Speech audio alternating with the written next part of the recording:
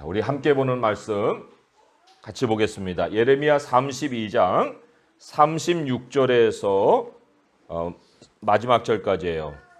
예레미야 32장 36절에서 44절까지 한 목소리로 읽겠습니다. 시작. 그러나 이스라엘의 하나님 여호와께서 너희가 말하는 바 칼과 기근과 전염병으로 말미암아 바벨론 왕의 손에 넘긴 바 되었다는 이 성에 대하여 이와 같이 말씀하시니라. 보라, 내가 노여움과 분함과 큰 분노로 그들을 쫓아보내었던 모든 지방에서 그들을 모아들여 이곳으로 돌아오게 하여 안전히 살게 할 것이라. 그들은 내 백성이 되겠고 나는 그들의 하나님이 될 것이며 내가 그들에게 한 마음과 한 길을 주어 자기들과 자기 후손의 복을 위하여 항상 나를 경외하게 하고 내가 그들에게 복을 주기 위하여 그들을 떠나지 아니하리라 하는 영원한 언약을 그들에게 세우고 나를 경외함을 그들의 마음에 두어 나를 떠나지 않게 하고 내가 기쁨으로 그들에게 복을 주되 분명히 나의 마음과 정성을 다하여 그들을 이 땅에 심으리라. 여호와께서 이와 같이 말씀하시니라. 내가 이 백성에게 이 큰 재앙을 내린 것 같이 허락한 모든 복을 그들에게 내리리라. 너희가 말하기를 황폐하여 사람이나 짐승이 없으며 갈대아인의 손에 넘긴 바 되었다는 이 땅에서 사람들이 밭을 사되 베냐민 땅과 예루살렘 사방과 유다 성읍들과 산지의 성읍들과 저지대의 성읍들과 네겝의 성읍들에 있는 밭을 은으로 사고 증서를 기록하여 봉인하고 증인을 세우리니 이는 내가 그들의 포로를 돌아오게 함이니라. 여호와의 말씀이니라. 아멘. 오늘 본문에 계속 반복되는 것이 복이에요. 이 복에 대해서 오늘 굉장히 분명한 메시지를 우리에게 전해주고 있습니다. 복을 누리고 싶지 않은 사람이 어디 있겠어요? 다 복을 누리고 싶죠. 그렇지만 그 복은 하나님께부터 나옵니다 라고 세상에게 얘기하면 그 사람들은 귀를 닫아버려요. 복에 대한 관심은 있지만 하나님 얘기 꺼내는 순간부터 또 저 얘기 그런 건 아니야 라고 이제 동의를 안 하겠죠. 그렇지만 하나님의 백성은 동의를 합니다. 기본적으로 동의를 해요. 그런데 복을 받는 길을 이제 말씀에서 구체적으로 하나님이 여러 가지로 가르쳐 주십니다. 그렇지만 또 말씀에서 이렇게 알려주시는 그 길에 대해서는 큰 관심이 없어 보이는 경우가 굉장히 많다는 거예요. 그 뚜렷한 증거가 뭐냐? 성경은 우리가 다 가지고 있습니다. 그 큰 돈 안 들여도 얼마든지 서점에 가서 성경책을 몇 권이고도 살 수가 있어요. 그런데 성경을 정작 펼쳐서 이 내용이 뭐지? 하고 관심 있게 읽고 연구하는 사람들 얼마나 될까요? 복에 대해서 대단히 관심을 많이 기울이지만 정작 복을 받는 길에 대해서 무관심하는 거, 그거를 예레미야 애가 이미 나라가 망해가지고 슬픔의 노래를 지은 그 예레미야 애가에서 이렇게 말씀을 했습니다. 화와 복이 지존자의 입으로부터 나오지 아니하느냐? 이렇게 얘기를 했어요. 화와 복이 지존자의 입으로부터 나오지 않느냐? 그러니까 화를 당하는 것이 전쟁이 발발해서야만 생기는 일도 아니고요. 또 복을 받았다 하는 것이 무슨 안정된 직장을 얻어서야만 그제서야 실현되는 것도 아니에요. 화라는 거, 복이라는 거, 이 모든 것이 다 하나님의 입이 선포하신 대로 일어난다. 그런데 뭐를 어떻게 선포했는지를 알지도 못하면 어떻게 화를 피하며 복을 얻을 수 있겠는가? 내가 조심한다고 화를 피하고 내가 뭔가 좀 열심히 한다고 복을 얻고 그러면 내가 복의 주체고 내가 화의 주체가 되는 거 아니겠어요? 그런데 조심하고 열심히 내면 화복을 통제할 수 있다고 그러면은 왜 많은 사람들은 그렇게 갑작스러운 화를 당하고 그렇습니까? IMF는 왜 찾아왔고 지금 일본하고의 무슨 안보 경제 위기는 왜 닥친 거예요? 그런 걸 다 막을 수 있으면 사람의 손으로. 그러지 못하니까 그런 것들을 우리가 갑자기 당하는 거 아니겠습니까? 그러니까 세상은 복의 근원을 다른 데다 둔다 하지만 하나님 외에 다른 데다 둔다 하지만 하나님의 사람은 어떻게 복을 받으랴 하는 것을 위해서는 하나님의 입에서 나오는 말씀에 먼저 귀를 기울여야 되는데 과연 그러한가? 그거를 과연 중시하고 있는가, 가벼이 여기는가 하는 것을 따져봐야 된다는 거예요. 예레미야 애가 아까 읽은 말씀에 애가 3장 39절에 이렇게 기록이 되어 있거든요. 살아있는 사람은 자기 죄 때문에 벌을 받나니 어찌 원망하랴. 죄라는 거 하나님과 이렇게 떨어지는 거예요. 하나님을 멀리하는 거예요. 등지는 거예요. 그러니까 성경을 주셔서도 읽지도 않고 알려하지도 않고 또 자기 판단에 맡기고 살면은 반드시 거기에 따르는 죄가 있게 되고 그 죄가 벌을 받게 만든다. 이것도 하나님의 입이 가르친 화예요. 분명히 선포한 화입니다. 그러니까 어려움을 당해도 원망할 게 없어요. 왜요? 아니 그렇게 살아왔는데, 자기가 그렇게 살아왔는데 누구한테 그거를 책임을 떠넘기겠습니까? 하나님께 무관심한 만큼 벌은 그에게 고통으로 찾아오게 되어 있다. 그렇지 않으면 하나님의 입이 거짓말한 거죠. 그런다고 했는데 안 일어나면 그 하나님이 거짓말이죠. 그래서 예레미야가 뭐라고 했어요? 하나님의 벌로 화를 당한 백성에게 유일한 해결책은 이거다. 이렇게 얘기를 합니다. 이어지는 예레미야 애가 4장 말씀에 우리가 스스로 우리의 행위들을 조사하고 여호와께 돌아가자. 우리의 마음과 손을 아울러 하나님, 하늘에 계신 하나님께 들자. 이렇게 얘기를 했어요. 그러니까 화를 당하는 거에만 매몰되어 있지 말고 그걸 통해서 하나님께 돌아가서 하나님의 복을 누려야겠구나. 이거를 깨닫고 돌아와야 된다는 거예요. 그래 돌아올 때 그냥 마음의 생각으로만 하지 말고 뭐라고 했어요? 마음과 손을 아울러 하나님께 들어야 한다. 오늘 말씀 39절에 보면은 그 마음과 손이라는 것을 다른 표현으로 한 마음과 한 길을 주신다 이렇게 나와요. 한 마음과 한 길을 주셔서 그게 같은 뜻이거든요. 생각하는 거, 우리가 행하는 거 그것이 하나님을 향해서 모아져야 한다. 그거를 말씀을 하고 있습니다. 그러니까 이게 안 모아진 모습을 두 가지로 한번 이렇게 생각을 해볼 수 있어요. 나는 스스로 잘 믿고 있어요. 뭐 마음이야 뭐 다 그렇게 생각하죠. 나는 잘 믿어요. 그런데 지금 손에 잡고 뭘 하는 걸 보니까 전혀 아니오시다예요. 전혀 아닌 것을 만지고 있는 수도 있습니다. 그리고 또 나는 실제로 섬겨요. 뭐 교회도 일찍 나오고 여러 가지 일도 봉사도 잘하고 있어요 하고 생각하지만 혹시 그 마음의 생각에 돈 좀 많이 벌고 싶어. 그런 바람을 가지고 살고 있다면 섬기는 게 무슨 소용이에요? 손과 마음이 따로 도는데 하나님께 예배는 예배대로 드리고 돈은 다른 데서 생긴다고 하는 사고방식을 갖고 있으면 그게 어찌 손과 마음이 함께 하나님 안에서 아울러 들려지는 모습이겠느냐 그런 얘기입니다. 그러니까 생각만으로 혹은 행동만으로 아무리 잘 믿고 있다, 잘 행동하고 있다 해봐야 우리가 일주일에 실질적으로 한번 돌아볼 때 일주일에 성경책 30분도 안 펴고 있으면 마음과 손은 따로 놀고 있는 거죠. 하나님은 작은 어려움으로 이 마음과 손이 아울러서 하나님께 들리게끔 해주십니다. 동기부여를 주시는 거예요. 너 어렵지? 하나님 찾아야지. 그런데 그렇게 그 자그마한 어려움들이 통하지 않으면 오늘 말씀이 시작할 때 36절, 37절에 제시된 것처럼 재앙을 통해서도 아주 무서운 재앙일 수도 있고 이 무서운 재앙을 보내서 사람들을 쳐서라도 하나님의 백성을 하나님께로 돌이키신다. 그 목적은 하나님께로 돌아오게 만드시는 그 일에 이 재앙이 임하게 될 수 있다. 그런 거예요.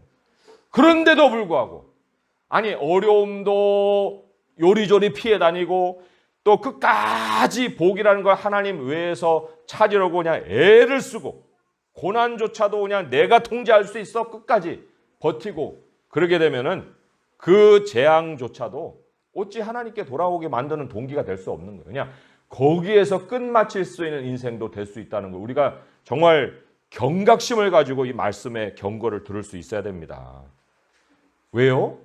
하나님 백성에게는 어려움 자체만을 보는 눈을 가져서는 안 되기 때문에 어려움을 왜 주세요 하나님이? 오늘도 말씀해 보게 되면 37절에 보라 내가 노여움과 분함과 큰 분노로 그들을 쫓아보내었다 이런 말을 하고 있어요.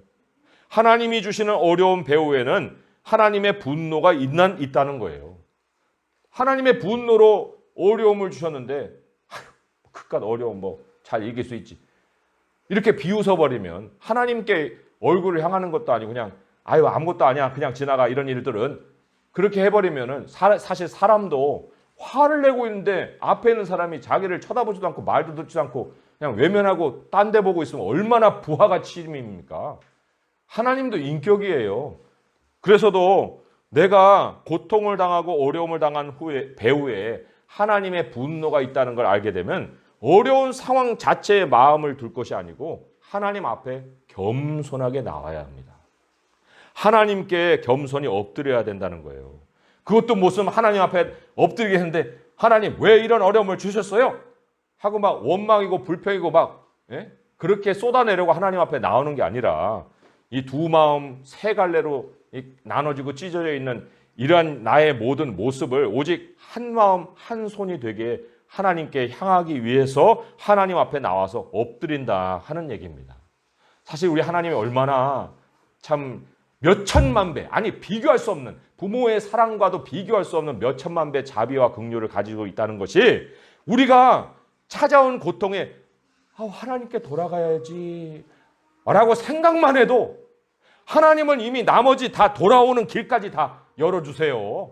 그게 오늘 말씀 36절 37절의 말씀이잖아요. 같이 한번 읽어볼까요? 36절 37절 시작. 그러나 이스라엘 하나님 여호와께서 너희가 말하는 바 칼과 기근과 전염병으로 말미암아 바벨론 왕의 손에 넘긴 바 되었다는 이 성에 대하여 이와 같이 말씀하시니라. 보라 내가 노여움과 분함과 큰 분노로 그들을 쫓아보내었던 모든 지방에서 그들을 모아들여 이곳으로 돌아오게 하여 안전히 살게 할 것이라. 누가 돌아오게 하세요? 하나님이 돌아오게 하시는 거예요. 이들이 그 어려움 속에 하나님을 향해서 마음에 그 생각을 가지고 있을 때 하나님이 이미 돌아오는 길을 예비해 놓으셨다는 겁니다. 그런데 또 하나 우리가 문제를 지적 안 할 수 없는 것이 하나님의 사람이라도 이 지금 당하는 고통을 하나님께로 돌아가야 되는 하나님의 은혜야. 하나님의 은혜를 베푸셔서 하나님 지금 나에게 돌아오게 해주시는 뜻으로 이 고통을 주시는 거야 라고 깨닫기까지 얼마나 많은 헛된 과정을 거치는지 몰라요. 그 헛된 과정 중에 제일 일반적인 것이 뭐냐면 말씀드렸듯이 원망입니다. 하나님께 원망을 세월을 보내요. 원망하는 일로. 세월을 보내고 하나님을 오해하고 그러고 난 다음에 하나님께로 돌아오는 이러한 모습들을 가지기가 쉽다는 거예요. 또 어떤 사람은 다른 극단으로 반응합니다. 아예 그냥 인생의 산산조각으로 깨질 때까지 깨닫지를 못해요. 하나님이 그 사람에게 응급실도 가게 해요. 교통사고를 당하게도 합니다. 사기도 당하게 합니다. 근데 그 순간에만 딱 끝나고 다시 제자리에 어떻게 얼마나 부서져야 돌아와. 아주 그냥 사람을 답답하게 만드는 인생들도 있어요. 또 다른 유형, 어쩌면 뭐 우리들이라고도 볼 수가 있겠지만은 고통할 때는 하나님께로 돌아옵니다. 그 부분을 해결받아요. 그래서 그때는 그 이후로는 다시는 그렇게 하지 않아야지 라고 깨닫는데 그거에만 한정이 되는 거예요. 하나를 경험했으면 그 전체에 하나님을 의지하는 태도로 돌아서야 되는데 사안마다 하나님을 찾아 나오는 사람들이 있다니까요. 그러니까 함부로 입을 벌려서 큰 일을 당했어요. 이제 함부로 입 벌리면 안 되겠구나. 그렇게 깨달음을 있으면서 애들 교육은 저 엄마도 학원 보내, 저 엄마도 학원 보내. 나도 우리 애들 학원 보내고 세상에 이렇게 뒤쳐서야 되겠어? 그렇게 생각하는 거예요. 하나님께 돌아갔으면 모든 사안이 하나님께로 돌아가야 되는데 당한 일에 대해서만 하나님을 향하고 나머지는 다시금 반복되는 그러한 우리들의 죄를 범할 때가 많다는 거예요. 그래서도 우리가 어떤 상황이 벌어져서 그제서야 하나님께 돌아가는 것이 아니라 정말 일상에서 하나님 앞에 돌아오는 그 삶을 가져야 된다.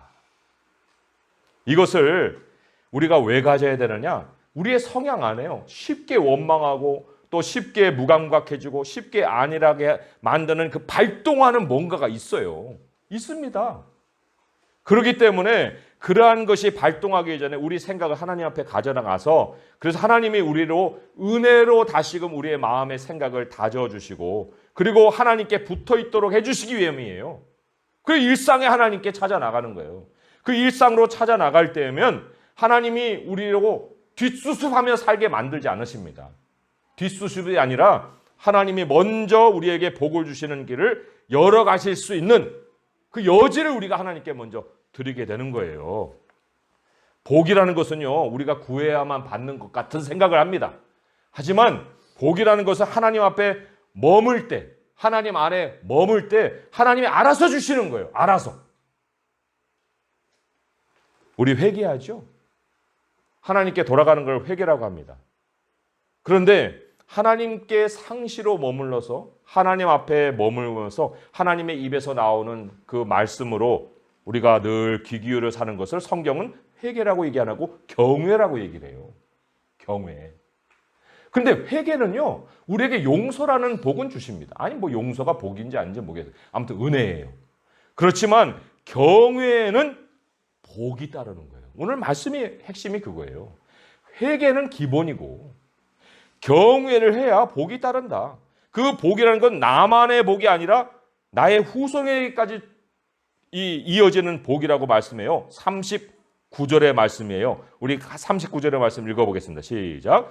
내가 그들에게 한 마음과 한 길을 주어 자기들과 자기 후손의 복을 위하여 항상 나를 경외하게 하고. 우리 자녀들 교육은요, 우리가 돈 들이고 시간 들이고 노력을 들여서 하는 것 아닙니다. 내가 하나님을 경외하는 속에서 우리에게 임하는 복이 우리 후손에게까지도 전해져서 그들이 하나님의 복으로 살아가는 거예요. 고통으로 회개하는 사람은 많습니다. 하지만 범사에 하나님께 귀를 기울이고 상시로 하나님을 찾는 것은 적어요. 그렇기 때문에 복을 누리는 사람도 매우 적습니다. 하나님 우리에게 경외하는 자에게 주시는 복은 복잡한 게 아니에요. 40절의 말씀 함께 읽어볼까요? 시작. 내가 그들에게 복을 주기 위하여 그들을 떠나지 아니하리라 하는 영원한 언약을 그들에게 세우고 나를 경외함을 그들의 마음에 두어 나를 떠나지 않게 한다. 하나님이 떠나지 않으시고 우리도 하나님을 떠나지 않게 해주시는 것, 그게 경외하는 자에게 주시는 복이에요. 아니 하나님을 모시는 것보다 더 큰 복이 어디 있어요? 왜요? 하나님이 복의 근원이신데 뭐 복을 개별적으로 따르고 할 거 뭐 있어요? 하나님이 우리와 함께 하시면 그것으로 모든 복은 다 시작되는 거예요. 그래서 이 42절에 보면은 큰 재앙의 목적이 개별적인 복을 주기 위함이 아니라 바로 하나님께로 돌아오게 하며 그리고 하나님이 허락하시는 모든 복이라고 했습니다. 모든 복. 모든 복을 우리에게 주기 위함이다. 허락한 모든 복을 우리에게 내리기 위함이다. 42절에 그렇게 말씀을 하고 있습니다. 자, 그러면 이제 한 가지 우리가 이런 생각을 할 수가 있어요. 뭐 재앙을 당해서야 복이 임하는 거야? 그럼 왜 내가 참 하나님 앞에 이렇게 이 참 말씀을 평안하게 들을 수 있는 이 시간이라는 건 오래가지 못하겠구나.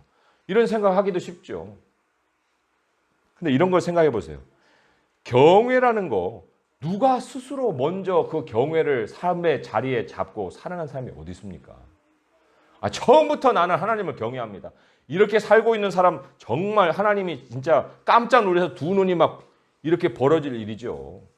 사람은요 처음부터 하나님께 경외하는 그런 모습으로 사는 사람 한 사람도 없어요. 사람에 따라서는 정말 큰 재앙이 임해야만 하나님 앞에 경외함으로 나오는 사람도 있고 어떤 사람은 작은 어려움으로도 하나님 앞에 경외함으로 나온 사람이 있는데 어쨌든 그 어려움이라는 것은 반드시 우리에게 와야 우리가 돌이킬 만큼 우리 안에는 기본적으로 하나님을 경외하는 모습은 없다는 거예요.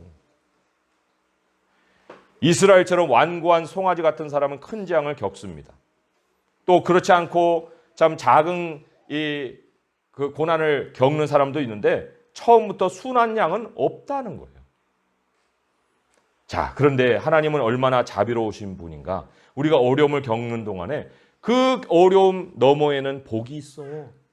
라는 걸 알려주시기 위해서라도 어려움 가운데 뭔가 복이라는 것이 찾아오고 있다라는 사인을 반드시 남겨주십니다. 이게 바로 하나님이 바벨론을 끌려간 이스라엘 백성들을 위해서 하나님이 예루살렘에 남겨놓은 예레미야에게 야, 너 밭을 사라 하고 말씀하신 그 메시지의 의미예요. 예레미야가 깜짝 놀랐겠죠. 아니, 다 무너지고 뭐 여기 사람 어떻게 살아요? 여기 다 무슨 밭을 삽니까 하나님? 그런 항변을 할 수도 있을 거예요. 그런데 오늘 말씀 앞장에 한번 가보세요. 앞장에 가보시면 6절과 7절에 이렇게 기록이 되어 있어요. 6절과 7절에 하나님이 이런 말씀을 하셨죠. 함께 읽어볼까요? 시작. 예레미야가 이르되 여호와의 말씀이 내게 임하였느니라 이르시기를 보라 내 숙주 sak부 살룸의 아들 하나멜이 내게 와서 말하기를 너는 아나돗에 있는 내 밭을 사라 이 기업을 물을 권리가 내게 있느니라 하리라 하시더니 거기까지 있어요. 자, 이게 이제 평소에 예레미야가 하나님과 가지는 교제 속에서 주시는 말씀이에요. 우리가 뭐 오늘도 일어나서 하나님 말씀을 읽으면서 뭐 무슨 뜻인지도 모르고 하나님 뭐 말씀을 주셨겠죠. 이때에도 지금 그렇게 말씀하셨는데 이때는 하나님이 야, 네 숙부가 찾아와서 밭을 사라고 할 거야. 에이, 그런 일이 어디 있어? 이 황폐한 땅에 무슨 밭을 사요 하나님? 이해도 안 되고 깨닫지도 못하고 그리고 그런 일이 있을 거라고도 생각도 안 하는 거예요. 이해가 안 되는 거예요. 그런데 8절의 말씀을 한번 읽어보겠습니다. 시작. 여호와의 말씀과 같이 나의 숙부의 아들 하나멜이 시위대 뜰한 나에게 와서 이르되 청하노니 너는 베냐민 땅 아나돗에 있는 나의 밭을 사라. 기업의 상속권이 네게 있고 물을 권리가 네게 있으니 너를 위하여 사라 하는지라 내가 이것이 여호와의 말씀인 줄 알았으므로 깜짝 놀랄 일이 생긴 거예요. 말씀이 이해도 안 되고 그럴 일이 생길 것 같지도 않고 그렇게 해야 될 이유도 없는 것 같았는데 실질적으로 숙부가 찾아와서 야, 밭 사 라는 일이 벌어진 거예요. 그제서야 내가 이것이 여호와의 말씀인 줄 알았다 라고 얘기를 하잖아요. 하나님의 말씀과 일치되는 현실이 펼쳐진 거예요. 밭을 사는 일이 당장 이익을 보는 일이 아니었는데도 그런데 그것을 깨닫지 못하고 있던 예레미야에게 하나님이 실질적인 일을 일으켜서 내가 미래의 복을 너에게 주겠다. 아니, 이 백성에게 주겠다. 라는 사인을 나타내 주셨다는 것입니다. 우리에게 그와 같은 사인을 하나님이 주신다는 거예요. 우리와 우리의 자손을 위해서. 그래서 하나님을 경외하는 자는요, 무언가 내게 찾아오는 것을 단기간으로 보면 안 됩니다. 하나님의 말씀을 적용하는 것을 단기간에 이게 지금 여기에 필요한 거야? 아니야? 이런 식으로 봐서는 안 되는 거예요. 나와 나의 후손에게 주시는 하나님의 복이라는 것은 하나님이 장기적으로 계획해서 주시는 거기 때문에 이해가 되지 않는 일이라 할지라도 그를 이행을 하게 되면 예레미야가 밭을 사듯이 내가 그 당장에 그것이 이익이 아니더라도 하나님의 말씀을 따르면 그것이 미래의 복을 우리에게 가져다주는 사인이요 준비가 된다는 것입니다. 과연 그렇게까지 하나님의 말씀을 적용하는 사람들은 얼마나 될까? 그러나 그것을 일상의 하나님의 말씀으로 찾아 나갈 때 이 예레미야가 고백했던 것처럼 이것이 내가 여호와의 말씀인 줄 알았더라라는 고백을 할 수 있게 되는 거예요. 그래서 일상에서 하나님을 경외하는 자만이 은밀하게 이러한 하나님의 손길을 체험할 수가 있습니다. 이 사인은 누가 가르쳐주는 것이 아니라는 거예요. 저 우리 교회가 왜 여기에 세워졌을까 하는 생각을 해봤습니다. 요즘 뭐 교회를 개척해서 되는 교회가 하나도 없다. 사람은 다 그런 얘기를 합니다. 그런데 왜 하나님이 정말 이런 황폐한 상황 속에 교회를 세우셨을까? 그런 생각을 해봐요. 그럼 무슨 당장의 이익을 위해서 뭐 이 당장에 이 교회가 뭐 수천 명 되는 교회가 되는 것을 꿈꾸면서 이 교회를 그게 아니라는 거예요. 하나님이 반드시 미래에 또한 돌아올 백성이 있다 라는 사인을 주시기 위해서 우리에게 이 교회를 세우신 거예요. 하나님이 주시는 소망이라는 것은 당장의 유익을 보는 것이 아니라 장기간에 하나님이 주시는 복을 준비하는 거라는 겁니다.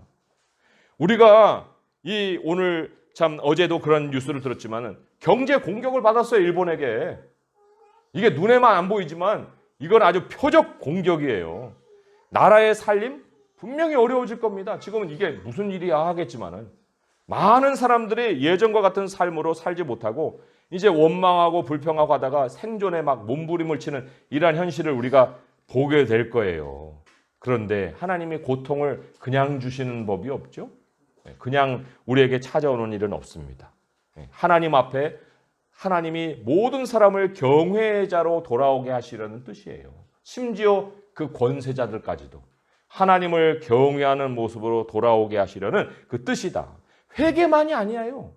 회개만이 아니라 경외함으로 돌아와야 한다는 겁니다. 하나님 밖에서, 그럼에도 불구하고 하나님 밖에서만 계속해서 살아남으려고만 몸부림을 치게 되면 그거는 비록 그것이 사투로 할지라도 무너질 것이요. 그러나 하나님께로 돌아오게 되면 그게 마음의 생각만일지라도 하나님은 그 재앙을 모든 복으로 바꿔주실 수 있는 분이다. 그래서 우리가 왜 기도가 중요하겠습니까? 기도가 무슨 실질적으로 손과 발을 움직이는 실천의 현장은 아니에요. 하지만 그 기도야말로 하나님 앞에 밭을 사는 것 같이 먼저 우리가 하나님 앞에 나아가서 실천할 수 있는 가장 최초의 시작점이라는 것입니다.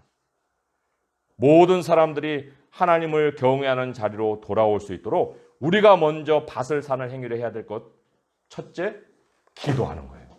하나님의 백성을 위해서 기도하고 이 나라를 위해서 기도하는 거예요. 그것이 바로 우리 일상에서 회복이 될 수 있도록 또한 우리는 기도할 수가 있어야 됩니다. 그래서도 우리 성도님들, 하나님이 오늘 이 메시지를 우리에게 주신 것은 먼저 우리로 밭을 사라는 그 메시지를 주시면서 우리가 정말 고통 중에 있는 사람들을 먼저 이끌어낼 수 있는 복의 사인으로서 우리를 세우시는 하나님의 뜻인 줄 믿고 오늘부터라도 하나님의 말씀에 귀를 열고 살아갈 수 있기를 바랍니다. 성경 안에 이미 선포되어 있는 이 하나님의 복이 이 난세에 우리의 귀에 들리고 우리의 삶에 보여짐으로써 사람들이 하나님의 복을 받아서 어려움을 이겨낼 수 있는 그런 사인으로 우리가 사람들 앞에 나타나고 그래서 하나님께로 돌아오는 길을 보여줄 수 있는 성도들의 삶이 될 수 있기를 우리 주님의 이름으로 축원드립니다. 기도하겠습니다. 아버지 하나님, 세상은 눈에 보이는 것에 만족하고 보이는 것을 쫓아가지만 우리는 보이지 아니하시는 하나님을 믿고 있고 또 하나님이 보이지 아니하시는 사인으로 주시는 모든 것들을 우리가 먼저 취하여서 사람들에게 복의 길을 전하는 그러한 사명을 가지고 있습니다. 아버지 하나님, 우리에게 눈에 보이고 또 귀에 들리는 것이 아닐지라도 아버지의 말씀이 우리에게 지시하시는 모든 것은 그것이 복이 되는 줄 믿고 이 땅에 참을 아버지 하나님의 씨앗을 뿌릴 수 있는 저희가 되게 하여 주시옵소서. 아버지 하나님이 우리에게 어려움을 주시는 것은 경외하는 자리로 돌아오라 하시는 주님의 목소리인 줄 믿사오니 아버지, 우리가 매번 회개하고만 끝나는 것이 아니라 경외하는 자의 모습으로 돌아와서 우리와 우리 자손에게 주시는 주님의 복을 예비할 수 있는 저희가 되게 하시고 하나를 깨달았으면 모든 것에서도 하나님께 돌아오는 우리들의 모습이 되게 하시옵소서. 오늘 이 예배를 통해서 우리의 모습이 정말 하나님이 기뻐하시는 경외하는 모습으로 바뀔 수 있기를 바라옵고 우리 주 예수 그리스도의 이름으로 감사하며 기도합니다. 아멘.